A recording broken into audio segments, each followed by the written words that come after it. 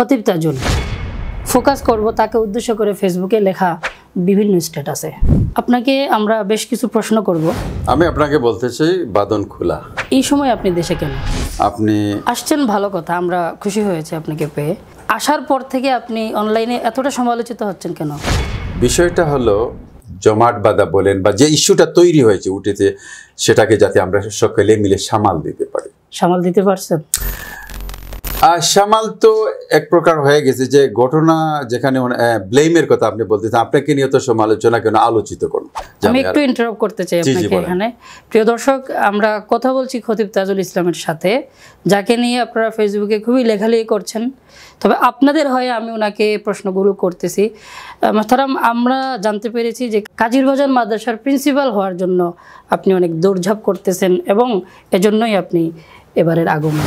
বিষয়টা এমন না, বিষয়টা হলো আমার অজান্তে আমার নাম সিলেক্ট হয়েছে। এপ্রিলের 26 তারিখ কাজিরবাজার মাদ্রাসার মজলিসে শুরার অধিবেশন ছিল। আপনি কোথায় ছিলেন তখন? তখন আমি মাদ্রাসায় ছিলাম, মাদ্রাসার অফিসে আমি ছিলাম। আপনি শুরার সদস্য ছিলাম, এখন নাই? নাই। কেন নাই? কেন নাই সেটা তো প্রিন্সিপাল হাবিবুর রহমান রহমতুল্লাহ আলাইহি হুজুর থাকাকালীন সময়ে আমরা জানি যে আপনি মাদ্রাসার ভাইস প্রিন্সিপাল ছিলেন। এখন তো দেখতেছি অন্য কেউ। ঠিক আছে, কথা আছে যে ভাইস প্রিন্সিপালের পদ থেকে আপনাকে বহিষ্কার করা হয়েছে। প্রশ্নই আসে। সালিশ কমিটি বলতে কিছুই ছিল না। ওইটা যারা বলে ওইটা আসলে এক ধরনের, আমি মনে করি, হীনমন্যতা। এই যে সালিশ কমিটিতে অনেকে বলছেন যে এখানে কিছু লোক উড়ে এসে জুড়ে বসেছেন। এরূপ কোনো ঘটনা ঘটেনি, বরং গহরপুরের রাজু সাহেব কি ইচ্ছা করে আসছেন নাকি? না, তাকে আনা হয়। আপনি কি জামিয়া মাদানিয়ার হিতাকাঙ্ক্ষী নাকি অন্য কিছু? মানে অন্য কিছু হিতাকাঙ্ক্ষীর উল্টা হলো মানে জামিয়া মাদানিয়ার ক্ষতির কোনো কারণ কি না? এটা ক্ষতির কারণটার প্রশ্ন আপনার সামনে আসলো কিভাবে? এই যে বিভিন্ন ফেসবুকের স্ট্যাটাস কি লেখছে, সেখানে লেখা আছে খতিব তাজুল একজন সে সুবিধার লোক নয়। সুবিধার লোক নয়? হ্যাঁ। তো কি সুবিধা সে? খতিব তাজুলের মাধ্যমে কাজিরবাজার মাদ্রাসা ধ্বংসের দ্বার প্রান্তে।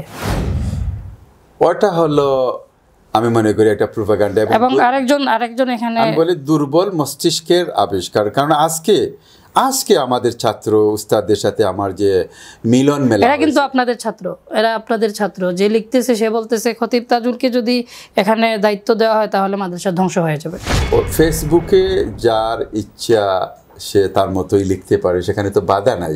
জামিয়া মাদানিয়া কিন্ডারগার্টেন প্রতিষ্ঠা করেছেন, কিন্তু এটা করে আপনি পুরুষ এবং মহিলাদের অবাধ চলাফেরার একটা রাস্তা তৈরি করে দিয়েছেন। পুরোপুরি আমি সন্তুষ্ট না। প্রতিষ্ঠাতা আপনি, ম্যানেজমেন্টের দায়ভারটা আপনাকে নিতে হবে। না, আমি প্রতিষ্ঠা বলতে আমি মাধ্যম। খতিব তাজুল সাহেবের উপরে অভিযোগের শেষ নাই, আমরা ওনার সাথে কথা বলবো, আপনারা আমাদের সাথেই থাকুন। আমরা ফোকাস করব তার বিভিন্ন অভিযোগে। কাজিরবাজার মাদ্রাসার অধীনে আরেকটি সংগঠন ছিল আল মারকাজুল খায়রি আল ইসলামী, যেটাতে রোগীদের সেবা দিতেন তারা অ্যাম্বুলেন্স দিয়ে। আমাদের কাছে অভিযোগ আসছে সেই অ্যাম্বুলেন্সগুলি আপনি বিক্রি করে দিয়েছেন। অ্যাম্বুলেন্স বিক্রি করেছেন এবং এর টাকা আপনি আত্মসাৎ তো বলা যেতে পারে। হ্যাঁ, হতে বলা যেতে পারে।